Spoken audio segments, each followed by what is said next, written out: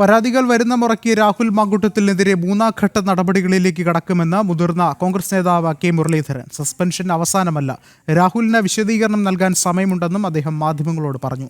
അതേസമയം Uma Thomas MLA-ക്കെതിരായുള്ള cyber ആക്രമണത്തെ നിസ്സാരവൽക്കരിക്കുകയും ചെയ്തിരിക്കുകയാണ് കെ മുരളീധരൻ.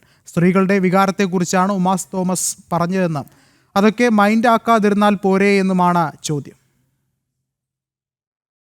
ഇനി കൂടുതൽ പ്രതികരണങ്ങളും പരാതികളും വരുന്നതനുസരിച്ച് മൂന്നാം ഘട്ട നടപടിയും സ്വാഭാവികമായിട്ടും പാർട്ടിയിൽ നിന്നുണ്ടാവും.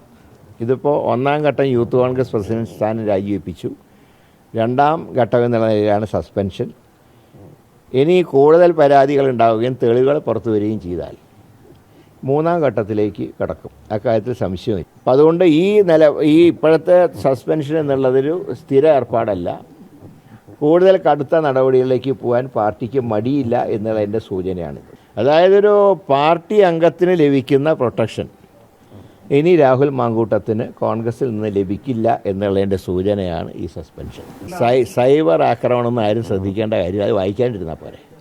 അങ്ങനെയാണ് എനിക്കെതിരായിട്ട് എന്തൊക്കെ വരും, ഞാൻ മൈൻഡ് ചെയ്യാറില്ലല്ലോ.